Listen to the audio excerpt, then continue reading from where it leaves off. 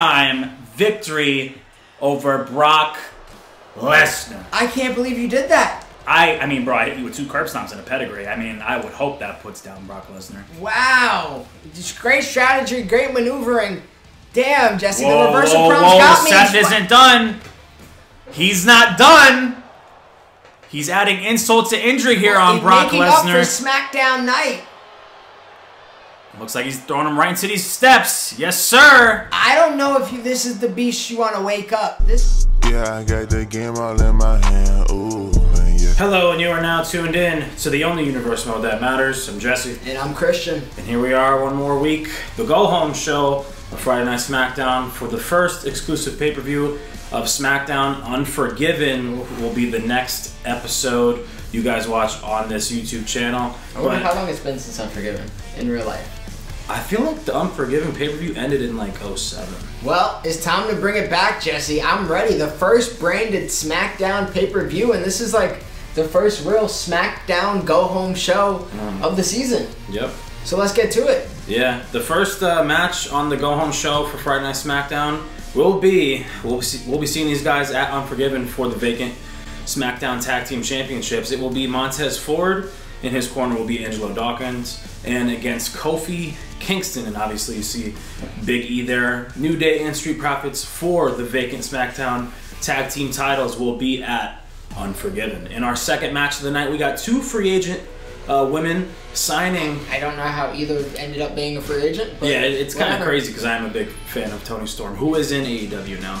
But 2 free agent women's wrestlers in this game. Obviously, the winner will be signed exclusively to the Blue Brand Friday Night SmackDown. Who will win? I kind of hope it will be Toni Storm, but I'm not sleeping on Tegan Knox either because she is a really good wrestler as well. And in the main event, we got another tag team match with Brock Lesnar and Seth Rollins, man. Brock Lesnar and Keith Lee as a team. Yeah. I don't know what to expect. I mean, I didn't know what to expect with Brock Lesnar and Gargano, and they got the job done last time. Brock Lesnar and Seth Rollins were in a tag team match before their match at Elimination Chamber.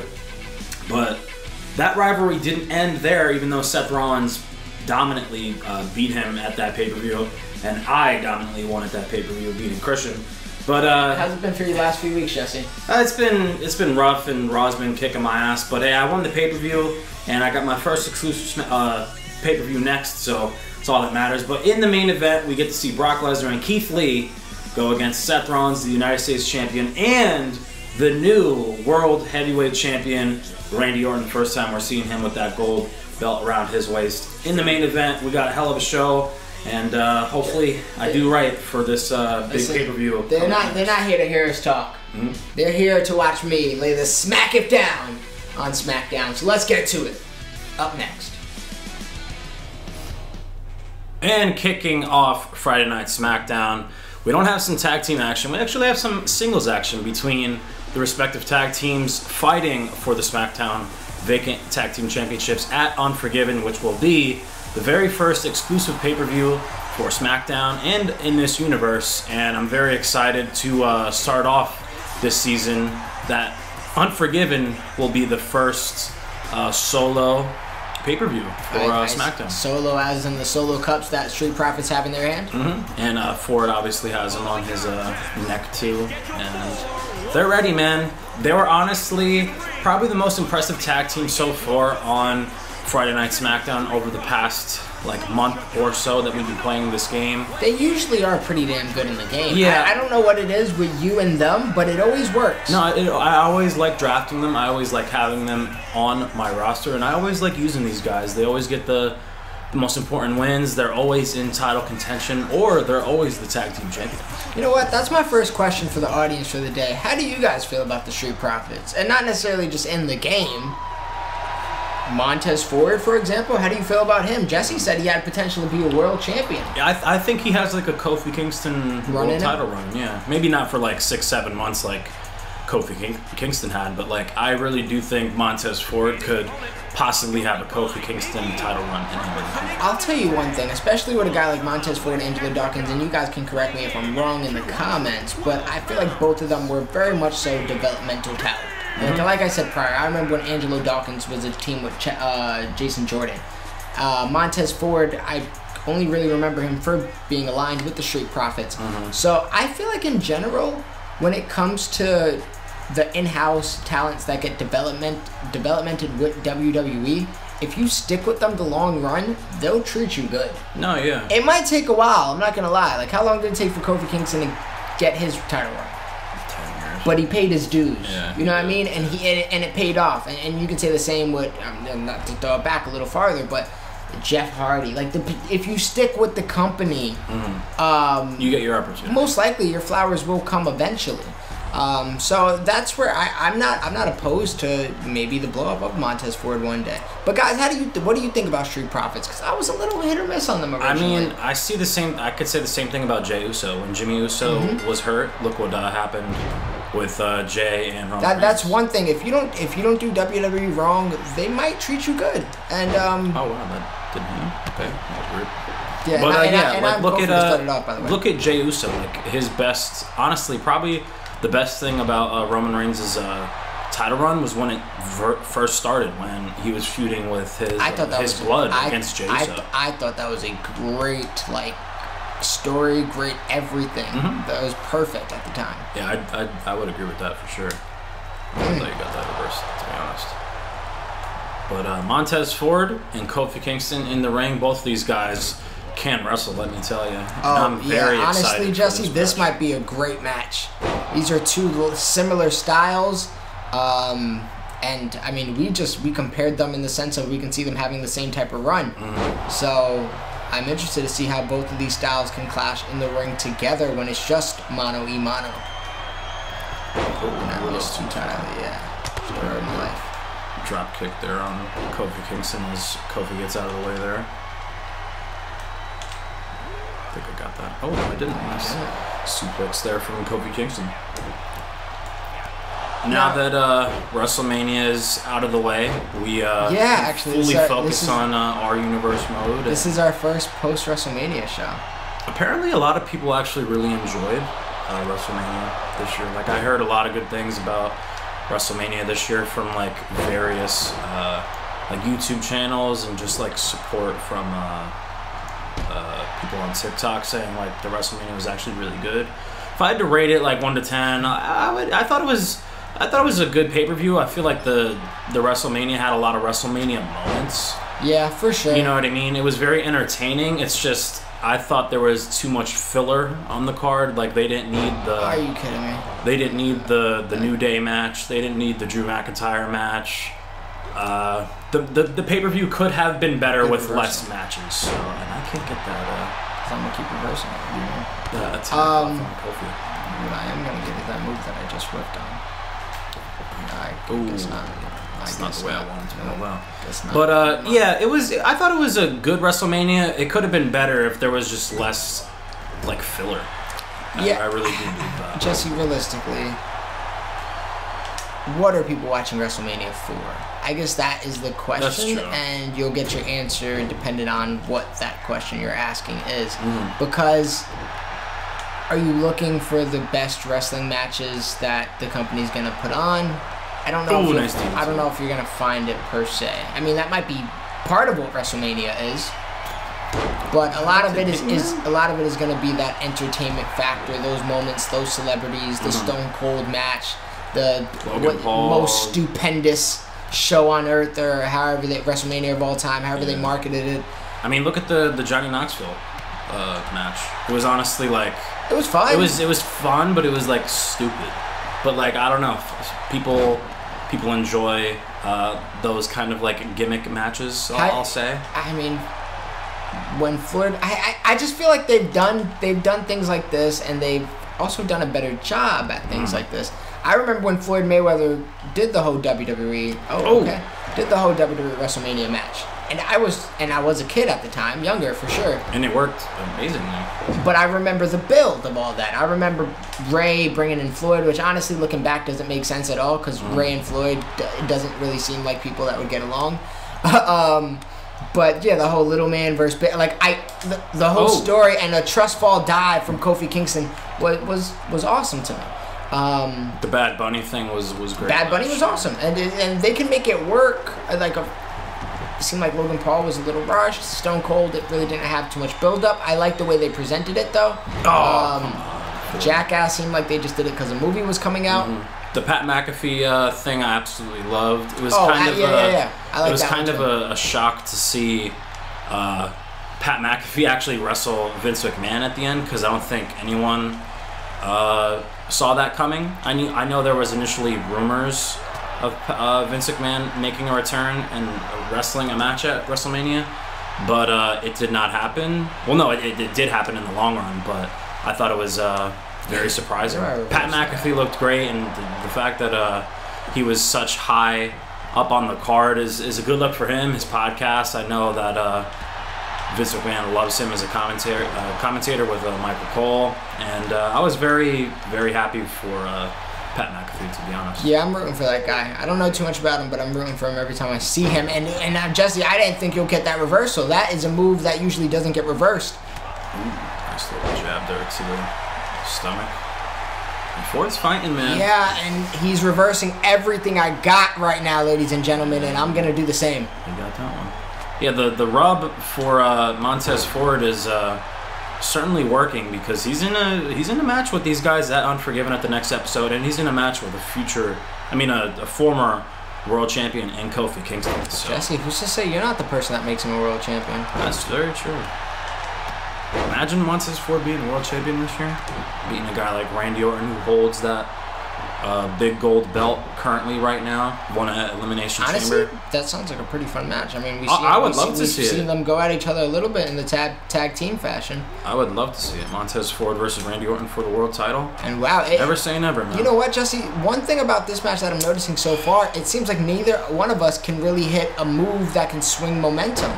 It seems like we're hitting all the ticky-tack moves that can, get us our momentum specifically, but nothing real decision-making. Oh, okay, nice. Could be Kofi's opportunity right here, but Montez Ford is trying to stop that at all cost. And that one's, I really don't know how to reverse that one. Oh, I was just about to. Oh, man. Go up top here. So I won't kick up because I'm a cool guy. Oh, and I stunned him. Perfect. 1, 2. Ooh, oh, I don't know how I got that, to be honest with you. Big kick out there I from have Kofi. no idea how I got that. Big kick out from Kofi. I kind of started that a little. That's what I get for Tony. Oh, Yes, and it works. Oh, man. You reverse that? Oh, no, no. Okay. I'm on the floor. Oh. Big drop kick to the back there. Yeah, and you could see just the ropes and the effect that might have had when he landed. And now Montez Ford is looking like the world champion Jesse thinks he can be. Move you a little bit over here. That's fine. No, I should have escaped while I had the chance. Okay. That works for Kofi. I wanted to do the escape, but honestly, I feel like that bought me enough time, which I wasn't like OPing with it. Oh, right into the ref. Oh, and right into the ropes. Oh, wow. That was a cool move. Suppose like a reversal. Big clothesline. This is there from Ford. Oh, and SOS out of nowhere. That could be it. Is that a rope break? No. And Kofi Kingston. Ooh, that was close. I thought he might have had it. One near fall after the next, and I could only imagine what these two teams can bring at Unforgiven. Come on, Ford. There we go. Ref, get out the way, bro. I'm gonna be nice and not do a kick up, but if you can reach me, that's bull crap. Oh, and I missed. Thank God. I missed. You know what? If Shotzi Black missed all those attempts, that's fair. I just want to get that move off, man. I just want to hit the DDT, and it could work out perfect. Ooh, okay. I would have to making a comeback here. I would have to imagine whoever hits the next finisher probably wins the match. Oh yeah, I would definitely assume so. I mean, it was close off of the Trouble in Paradise and the okay, good. The frog splash at first for. And you same minds think alike. And Jesse, they've been really just outdoing each other one at a time. Yeah, dude. Okay. I was gonna say I want to use the ropes here. There you go. That's fine. And now you have all three of your kick-ups. Standing moonsault, beautiful there from Montez Ford. I wanted to roll out, but wow, he doesn't have any springboard moves. That's kind of odd for a guy that could fly like Montez Ford. Oh, and wow, he waxed me with that one. Yeah, put it back in. Perfect. I'm done with the kick-up, so I won't do it. Frog splash. Oh, knees up. Wow, I didn't think I'll be able to do that, to be honest with you. SOS. Nice move. Somebody call for help. Somebody call for help. That gotta be it.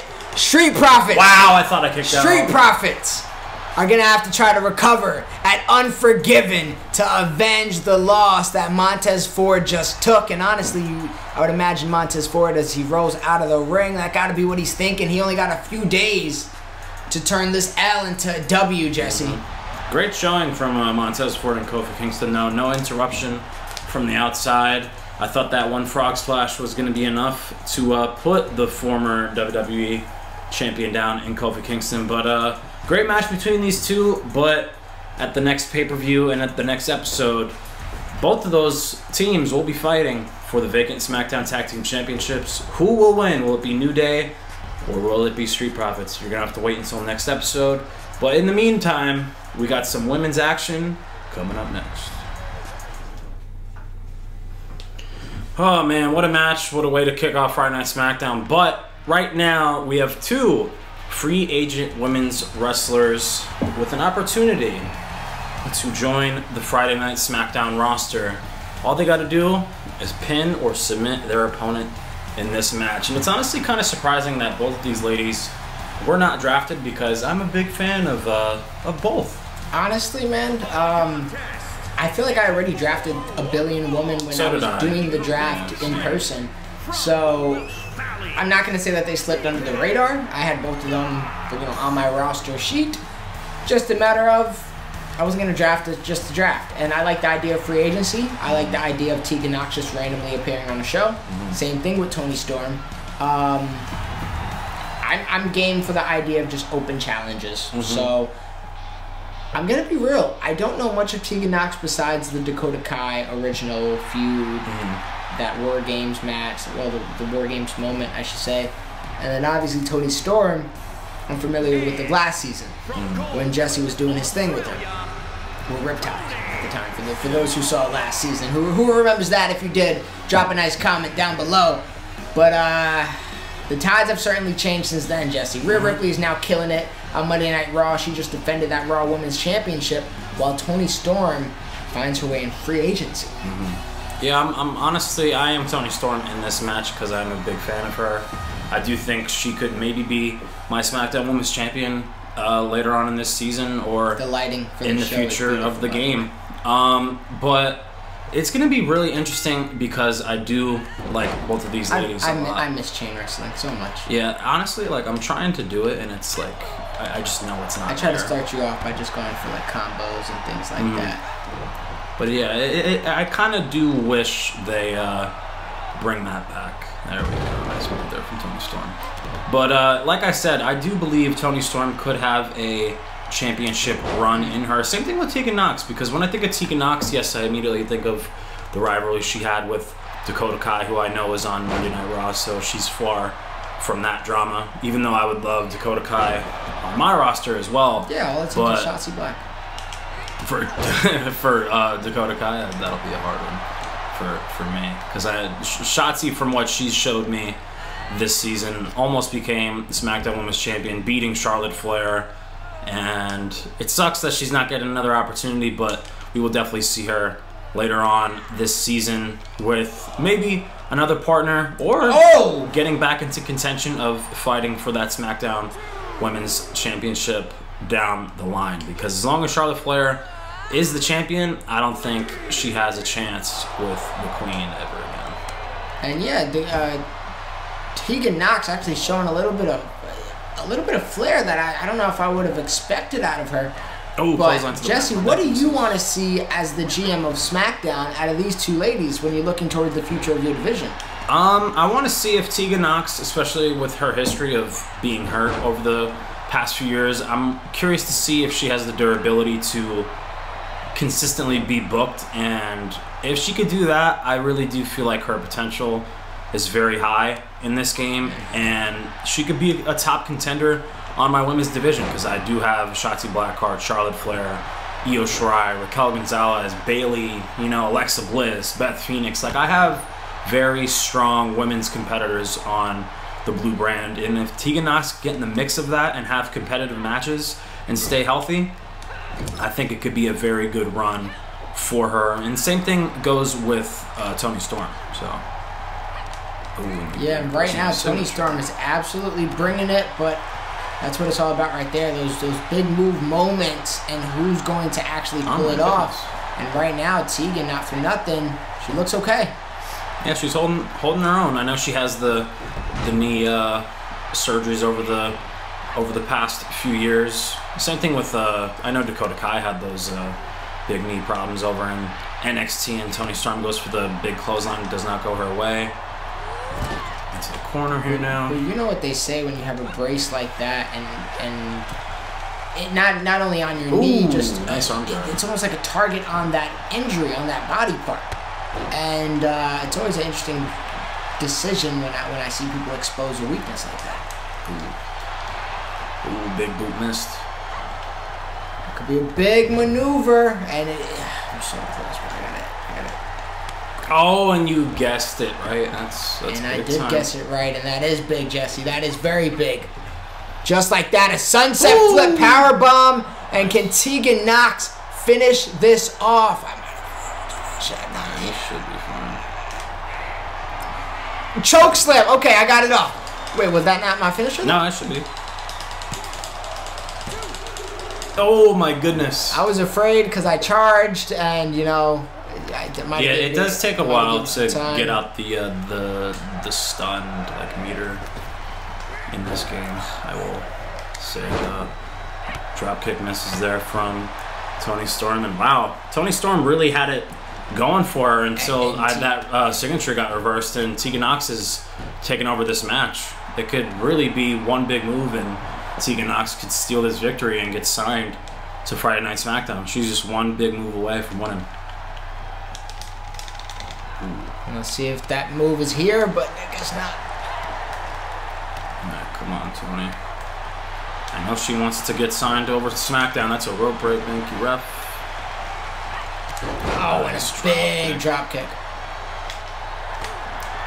Storm Tide. Beautiful. Oh, wow.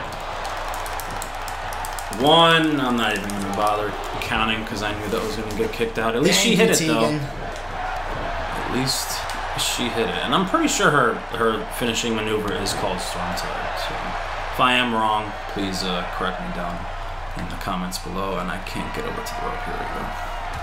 All right, Toni, let's go. Call her up. Maybe she has a hurricane off the top rope. No, a missile drop kick. Kind of hit. Miscalculation, maybe just a bit. She was probably a little bit too close. But if it was too far, it would have been a problem, and I can't.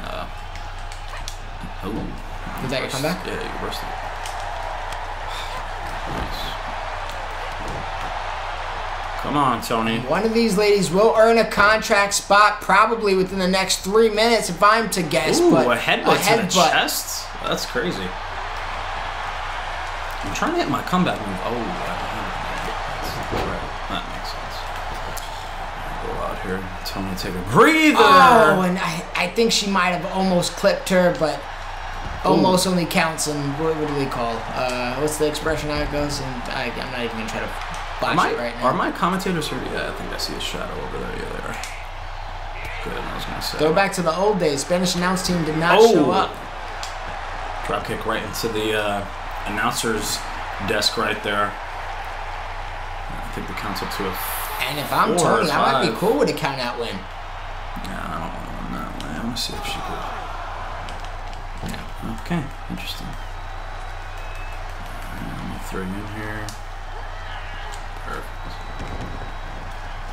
Oh, and possum move there from Tegan Knox. Sneaky, I like it. Headbutt, I went for my finisher like 2 different times there, and it didn't go either time, so that's great. I'll go for a charged finish. What's up with the legs tweaking lately, bro? I don't get it. Oh, drop kick right back. You think it's because of the patch? Oh, and possibly? Jesse. Oh my God! You just flew out of it. Oh, and you got the reversal. What are you doing? I'm pressing the button. I don't. Oh man. Sometimes it's frustrating. Oh, and the drop kick on the ground misses. Oh God. Next move will be the last move. I'm convinced. I had that, bro. There we go. Beautiful. These two ladies are putting on a great showcase match. Perfect. Keeping Tegan Knox planted here. Both went for the both missile thinking drop the kick. same thing as they have been almost this whole entire match. Drop kick to the midsection. Excuse me, not a missile drop kick. Yeah, I'm really curious to see who walks away with a contract for Friday Night SmackDown. Oh, and beautiful leg drop there from Tony. Keeping her down. Absolutely love it. Oh, random submission? That's not Gentlemen's agreement, we That's can't not win her finisher, unless it's a finisher or signature submission. Oh! So that's why we had to let go on that one. Oh, Bro, and I got to the... I'm not going to lie. I got to the feet quicker there. I'm not going to lie. I feel like Tegan is just a step slower, man. And then she ends this flurry of punches with a slap across the face on Toni Storm. Tegan Knox going up to the middle rope here. What she's planning on doing. A bunch of nothing. Oh, and you reverse my signature again, bruh. Oh, and a big running knee, and that could end it right there. Tegan Knox just knocked out. Oh, never mind. Never mind. That was very close. Yeah, one big move away from winning, man. And this could be the last big move, and it is. Wow, a big I'm not kicking out of that. From Tegan Knox to earn herself a contract on SmackDown. Woo! What the hell? What is going on, big. Jesse? Toni Storm That's is a big surviving the eye of this hurricane. Her finisher is very tricky to Man. reverse. Oh, I love it. That's not easy to reverse. I love it. And just like that, That didn't even stun you. the tides can quickly change. Ooh, beautiful. Oh, wow. Wow. Okay. Let's go. Ooh. Let's Wow. go. Wow. That wow, is insane right yes, there. It is. Oh, dumb perfect. maneuver from me, and Perfect. that might just Storm come back tide. to haunt me. Middle of the ring, kinda. Does Tegan Knox have it in her? 1, 2. No, 3. she does not. Wow. Great match from those ladies. Toni Storm is signed to SmackDown. What a match. Wow. I'm honestly surprised Toni Storm walked out that match with the victory. She had a very strong beginning, but Tegan Knox fought her way back in that match, and to potentially be added to the roster, but maybe she'll get another opportunity in the future on Raw. It could be on Raw. Yeah, absolutely. I liked what I saw out of her. I saw a few different moves from her, which is always awesome to see. Just showing me the bag that you can really just go into is always it's always good to see. But Toni Storm, man, she proved why she was a former champion. She proved why she definitely probably deserved to get drafted. And now she officially proved that she has what it takes to be a member of the women's division on SmackDown. So shout out to Toni Storm. Jesse, there might be a whole reign coming her way. I guess we'll find that out in the future, but I am excited for this main event. So no further ado, no further ado. Main event coming up. Last season was not my best. This season, I'm determined to prove everyone wrong on this roster and prove myself right. So I'm issuing a challenge to any tag team at Unforgiven. I'll be there. All I know is Roddy is going to be going to Unforgiven, hopefully with someone right by my side. So I am offering anyone in the SmackDown locker room a chance to dance with Roderick Strong and to kick some ass at Unforgiven. And in the main event of Friday Night SmackDown, we have another Brock Lesnar and Seth Rollins tag team match. These guys will go at it one more time at Unforgiven for Jesse, the one United more States time. It might not be the Championship. last. What if Brock wins? Seth is due for a rematch clause. Oh, that's very true. Anything could happen because it's going to be insane. Because I'm thinking about being Brock Lesnar at Unforgiven because I have not used him once so far, and this game has been out for a little bit now, and I've that always looks been great with the fist in the background, I must admit. I have not been Brock Lesnar yet in this game, so I'm thinking about potentially being him at Unforgiven just to kind of mix up the opportunity of me winning another pay-per-view and just being Brock Lesnar to see if he could win with him being in my hands at our next pay-per-view. Because Seth Rollins dominated him at Elimination Chamber, but the last time we saw Brock Lesnar prior to that match, when he was wrestling with Johnny Gargano and beat the crap out of him and AJ Styles. So it was a big win for Brock Lesnar. It's just he didn't get it done at Elimination Chamber and lost pretty... He got embarrassed, to be honest. Yeah, it wasn't the best showing from myself, I'm going to be honest. That was our first match we did with no reversal prompts. And it was on the most high difficulty in Legend mode. So naturally, I was just kind of out of my element. Now that we've had some time to kind of get used to it, get more accustomed to it, I think I'm going to smoke you, regardless of what I do. I'm confident in my ability in this game, and I'm confident like the man walking into the ring right now as we all bask in his glory. For Jesse, I mean, what can we expect out of Keith Lee? Honestly, last season he main evented WrestleMania. He was the Royal Rumble winner in 2K20. He had a match against CM Punk and Roman Reigns. He did not walk away with that WWE Championship, but the fact that he won Royal Rumble last season and he main evented the last season of 2K20, I feel like that moment for him was pretty high up. It's just this year, it's a whole new game, it's a whole new roster. Keith Lee, obviously, I'm still the general manager of Keith Lee. Anything is possible for Keith Lee this season. He could be in the world title run, he could be in the mid-card scene. My goal is to keep him in the upper mid-card and potential main event scene this season. It's just he has to... Brock and Keith is kind of scary. Yeah, he just has to win because last season he did struggle pretty much all season long feuding with guys like Kevin Owens, Undisputed Era. If you guys remember the feud Keith Lee had with all of those guys. It's just he really didn't break out until he won that Royal Rumble match and got that main event match against Roman Reigns and CM Punk. But anything is possible this year, but I will keep him relevant. If he could be in the mid-card or the upper mid-card, and can I push him to the main title scene where he could have matches against like Randy Orton, him versus Brock Brock Lesnar would be crazy. Him versus Randy would be awesome. Honestly, him versus Seth, the possibilities of him on SmackDown is kind of limitless right now, Jesse. But with all due respect, I think Seth is an awesome champion. He's an awesome guy. Probably one of the, not one of, he's probably the best wrestler in the business currently. But I want to see the entrance of your world heavyweight champion, the legend killer, Randy Orton.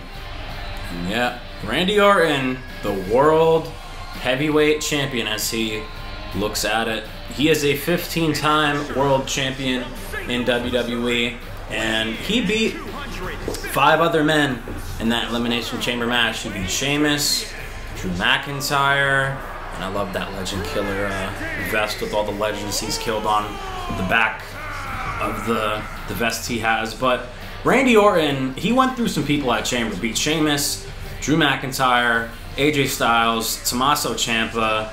He went through it all, let's just say that. And the fact that Randy Orton could walk down to the ring in this beautiful arena with that World Heavyweight Gold Championship around his waist, it warms my heart because I wanted Randy Orton to be my world champion starting off this game and for this season. And I made it possible. I'm going to be real, Jesse. If you want to know the scariest thing of all of it is I feel like in wrestling, the primes are weirder than all other sports. You see a lot of wrestlers hit their prime, or their wrestling prime at least, in WWE, I should say, in like their late, oh God, Randy Orton, man, he's a star. In their late 30s, early 40s, like I feel like we saw the best of Shawn Michaels at that time. We saw the best of all these superstars at that time, and Randy started so young that you kind of forget he's not that old. He's like 42, I think. He's well on, almost arguably. I think like right now, I think he just turned 42. He could be in the prime of his life. I know it sounds crazy because in other sports, you know, it's you're 27 at your prime. Not in WWE, not in wrestling. Oh, beautiful combination there by Seth Rollins. But yeah, I see your point. And like we were talking at when we watched night 2 of WrestleMania, Randy Orton said on Pat McAfee's podcast that he's having like probably the most fun he's ever had in his WWE career with Riddle being the tag team champions. Oh my God. And they won at WrestleMania, and it was a fun match. It started off night 2. And the fact that Randy Orton is face and the people are loving him and he's having a great time right now for his age, it makes everything better for wrestling, because if Randy Orton can enjoy himself at 42 years old and be a tag team champion in real life and kind of work with a young guy and Matt Riddle and, you know, prepare him for his future in the business, it's a win-win for both of those guys.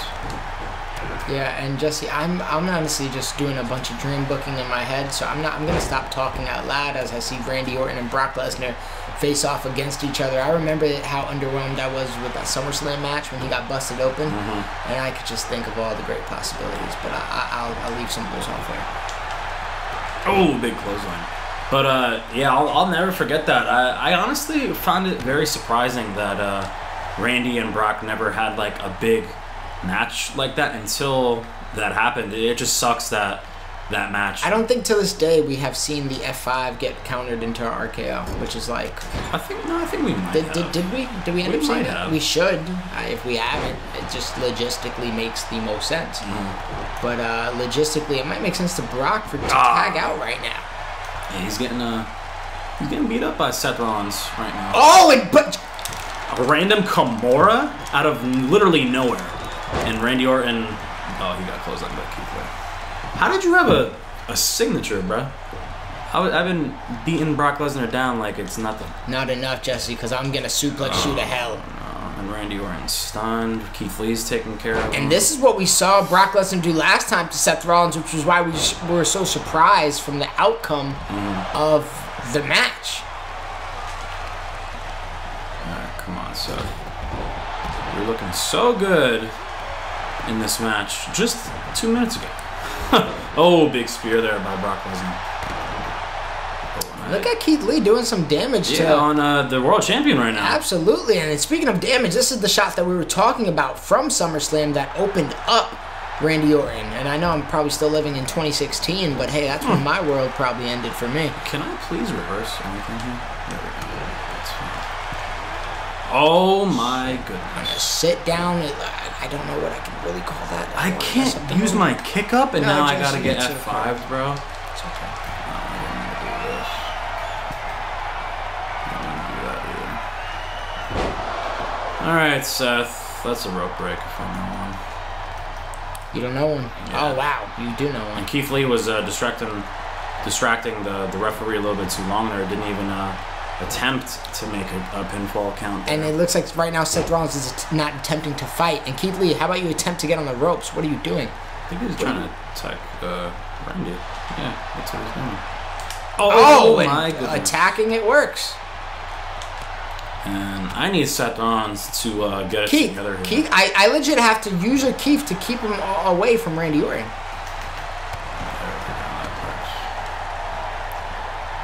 He's not even here. Nice. Randy. Can he make it in time? Oh, and Randy, why are you in the ring? What is going on? What the hell? How am I on the ground? Is Randy Orton legal in this match? Did I see a blind tag? I'm not too sure. The champion might just be frustrated with Keith Lee. I'm sure he's dying to tag in himself. Yeah, that's interesting right there. Come on, tag him, please. There we go. Randy Orton did not appreciate Keith Lee. Oh man, I'm glad I all the moves that. on the outside. And now, Jesse, they get to face off mano y mano, and you just forget how big Randy Orton is sometimes. And just like that. Oh, okay, I was expecting him to. No, round 2. Does he want another one? What is Randy thinking? We've seen the RKO and plenty of superstars, and Randy Orton isn't done. This is the world champion Randy Orton that we're seeing. He's loading up a punt kick on Keith Lee, and that lands. I tried to do the DDT, and I guess they don't have that in the game anymore.